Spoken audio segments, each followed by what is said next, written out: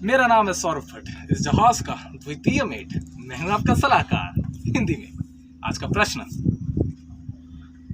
मैं बचपन से ही पढ़ाई से बहुत दुखी था। जैसे तैसे मैंने डीएनएस पास किया, कैडेटशिप के दुख दर्द भी सहे। फिर मैं 3rd ऑफिसर बनने के बाद भी बहुत स्ट्रगल किया, बहुत पीड़ा सही। अब मैं फाइनली 2nd ऑफिसर बन गया हूँ। अब दुख दर्द तो पहले से कम है, मगर अब मेरी लाइफ में कुछ मज़ा ही नहीं रहा। एक बोरियत सी छा गई है। ये नौकरी ऊब बन गई है। जीवन में कोई मज़ा ही नहीं। क्या मुझे ये लाइन छोड़ देनी चाहिए?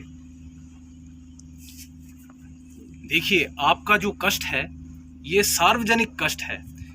मैं भी ऐसी ही परिस्थिति से गुजरा और सभी लोग ऐसी परिस्थिति से गुजर रहे हैं। फिर चाहे वे जहाज़ पे काम कर रहे हों या ज़मीन पर, सबको ही ऐसा लगता है। या तो वे अपने कार्य से बहुत दुखी हैं या ऊब चुके हैं। युवकों के जीवन के कष्ट ये है कि उन्हें रस का अभ्यास ही नहीं। जो भी कर रहे हैं बेमन से कर रहे हैं क्योंकि करना है। खींच रहे हैं जैसे तैसे, जैसे कि बैलगाड़ी में जुते बैल खींचते हैं, ऐसे जीवन को खींच रहे हैं। सर्वप्रथम जो भी कर रहे हैं रस लेने की कोशिश करें। हो सकता है आपको किसी ने सिखाया ही नहीं रस का अभ्यास। रस लेने का सबसे पहला सिद्धांत, जो भी कर रहे हो उसका परिणाम मूल्यवान नहीं। अभी तक आपको यही सिखाया गया कि जो कर रहे हो उसका परिणाम मूल्यवान है। फलाना काम कर रहे हो, उसके लाख रुपए मिल रहे हैं, वो लाख रुपए का मूल्य है। रस लेने का अभ्यास का सबसे पहला सिद्धांत, जो कर रहे हो वही अपने आप में मूल्यवान है। परिणाम गौण है। करने में जो डुबकी लगती है वही सार्थक है। काम किया और डुबकी ना ही लगी, करोड़ भी कमा लिए तो भी आपके हाथ कुछ ना आया, फिर समय व्यर्थ ही हुआ। रस ही ना बहा, जीवन में रसधार ना बही तो जिया ना जिया एक बराबर। तो सबसे पहले तो जो कर रहे हो उसी में रस लेने का अभ्यास करो। काम को इतनी तल्लीनता, इतनी मग्नता से करो कि इसके अतिरिक्त शक्ति ही ना बचे विघ्न बाधा बनने में। और जीवन में थोड़ी कृतज्ञता, अनुग्रह ग्रेटिट्यूड लेके आए। अब आप जहाज पे हैं, थोड़ा कृतज्ञ हों। इस लॉकडाउन की स्थिति में बहुत लोगों के बिजनेस ठप हो गए, बहुतों ने अपनी नौकरी गंवाई। भी आप जहाज में हैं, कम से कम खाना आपको पका पकाया मिल रहा है। छोटी छोटी चीज़ों का अनुग्रह समझें, कृतज्ञ हों हर एक अंश के लिए। इसका अभ्यास करें। और जब जो भी काम करें थोड़ा प्रेम लेकर आएं।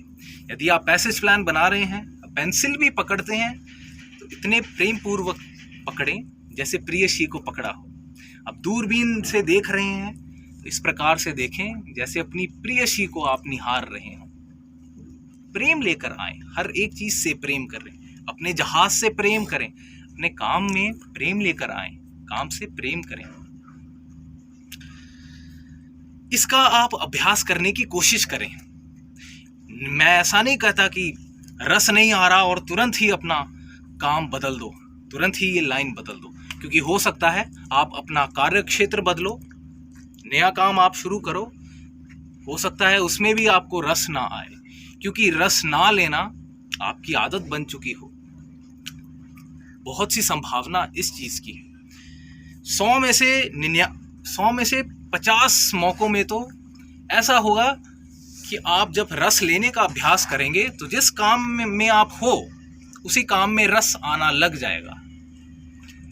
लेकिन यदि आपकी सारी चेष्टा विफल हो जाती हैं, आप ये प्रयास कर रहे हो, ये प्रयोग कर रहे हो, फिर भी इस कार्य में या किसी भी कार्य में रस नहीं जाग रहा, तो छोड़ो उस कार्य को, बदलो।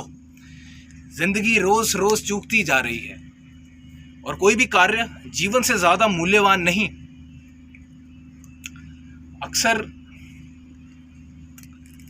हमने अपने सहज भाव को खोजा ही नहीं। हम क्या चाहते हैं, क्या हमारा प्रेम है, कहाँ हमारा जुनून है, हमारे टैलेंट्स क्या हैं, हमारे अंदर कुशलता क्या है, क्या चीज़ हमारे अंदर कौतूहल मचाती है, कहाँ बह रही है हमारी रसधार, हमने कभी खोजा ही नहीं। पिता ने कह दिया दुकान चलाओ, हम दुकान चलाने लग गए।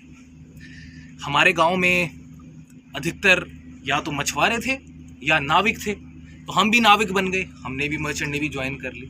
अक्सर ऐसी भेड़ चाल चल रही है, ऐसी भेड़ चाल चली जा रही है युवकों की। तो अपने सहज भाव को खोजो, देखो क्या पसंद है आपको, कहाँ आपका हृदय कौतूहल मचाता है, उस चीज़ को आप देखो, थोड़ी खोज करो। अब आजकल तो ऐसा हो रहा है, अब जिसको जूते बेचने थे वो कविताएं लिख रहा है, जिसको कविताएं लिखनी थी वो जूते बेच रहा है। अब जिसको जूते बेचने थे वह कविताएं बेचने लग गया, क्योंकि बेचना उसका सहज भाव था। अब उसकी कविताओं से भी जूतों की पॉलिश की गंध आती है और आएगी।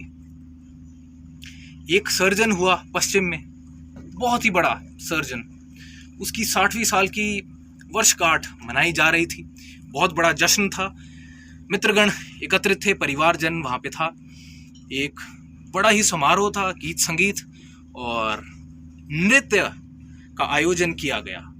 बहुत ही सुंदर नृत्य हो रहा था। तो देखा गया कि नृत्य को देखते ही उस सर्जन की आंखों से अश्रु बहने लगे। मित्रों ने पूछा कि ये क्या?